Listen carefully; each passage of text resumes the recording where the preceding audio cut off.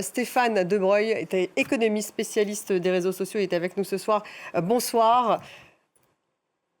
Bonsoir. Merci d'être là pour décrypter justement l'enjeu de ce procès. Vous allez vous lancer Epsilon, un réseau social européen à la rentrée prochaine. Stéphane Dubreuil, après 15 mois d'une enquête tendue, quel est finalement l'enjeu de ce procès? Est-ce que c'est la régulation des réseaux sociaux, tout simplement?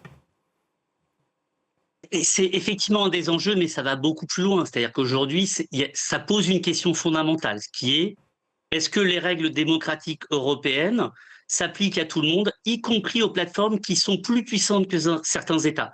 C'est-à-dire qu'aujourd'hui, la vraie question de fond, c'est est-ce que les valeurs et les règles européennes sont respectées par les plateformes extra-européennes? Et ça, c'est un enjeu qui est très important en termes de crédibilité pour l'Europe, parce que si on ne fait pas respecter nos règles, si on n'envoie pas un signal fort aux plateformes mondiales, eh ben, c'est qu'on capitule. Et si on renonce à ça, eh ben, on renonce définitivement à la souveraineté numérique de l'Europe. Alors l'entreprise de Elon Musk nie toujours avoir commis la moindre infraction, dénonce une enquête, je cite, motivée par des considérations politiques et reposant sur une application détournée du droit français. En même temps, Musk ne s'est pas présenté, je le disais, ce n'est pas une surprise. Alors, qui se présente pas à ça, on pouvait s'y attendre. Par contre, il y a une question à laquelle on n'a pas la réponse, c'est est-ce que sa directrice générale, Madame Iaccarino, ne va pas se présenter? Est-ce que l'ensemble des employés ne vont pas non plus se présenter? Ce qui est un autre signal encore, ça veut dire qu'il y a carrément une omerta, c'est-à-dire Elon Musk a demandé à ce que personne ne se présente. Et donc là, c'est un vrai camouflet pour la justice française et européenne. Ça veut dire que les plateformes sont au-dessus des lois et ne veulent pas répondre en fait aux injonctions de la justice. Qu'est-ce qu'il risque, Stéphane Dubreuil, dans cette affaire? Aujourd'hui, pas grand-chose, puisque je rappelle, ce sont des investigations, ce n'est pas du tout un procès ou une mise en cause. Aujourd'hui, il y a des investigations. On verra par la suite comment l'Europe va utiliser le droit et va se permettre ou pas d'aller plus loin en donnant des injonctions plus fortes. Je rappelle, la même juge a fait arrêter Pavlov Durov, le patron de Telegram.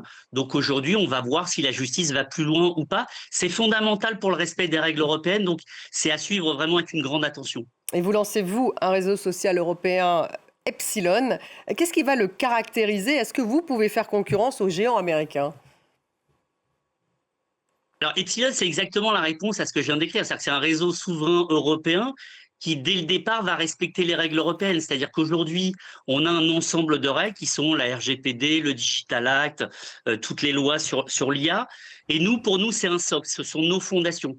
Et on va bâtir dessus pour avoir des algorithmes transparents, pour avoir des services de qualité dans la culture, autour des médias et autres, et pour avoir un débat apaisé.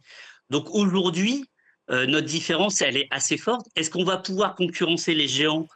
Sur le terrain économique, pas forcément, mais nous, ce qu'on veut, c'est rendre un espace aux Européens. On veut sécuriser notre jeunesse qui, aujourd'hui, il faut être franc, est complètement polarisée. On crée en fait des addictions aujourd'hui et des manipulations. Je rappelle, on rentre dans un cycle électoral. Ça va être très compliqué. On a vu que la première élection de Trump, Cambridge Analytica était intervenu dans cette élection. Donc aujourd'hui, c'est vraiment un enjeu de démocratie. Et aujourd'hui, Epsilon, c'est un projet de la société civile porté par la société civile pour redonner une plateforme démocratique au peuple européen. Et est-ce que vous allez avoir les financements pour justement ce projet, Stéphane Dubreuil? Alors ça, c'est une très bonne question. Aujourd'hui, effectivement, on a financé par fonds propres avec mes associés aujourd'hui, issus de la société civile, le projet. On est en train de se rapprocher autour, évidemment, de l'Europe, mais c'est beaucoup plus compliqué. Et on cherche des investisseurs privés qui croient en ce projet, c'est-à-dire de se dire, on peut faire un champion numérique européen. Je rappelle juste en 2 secondes, quand on a voulu faire Airbus il y a 50 ans, personne n'y a cru. On a dit, on n'arrivera jamais à concurrencer les Européens. Pourtant, on a dit, mais on a les technologies, on a l'intelligence, allons-y. Et on a fait ce projet fantastique qui fait qu'aujourd'hui, Airbus est devant Boeing et Boeing est en très mauvaise situation.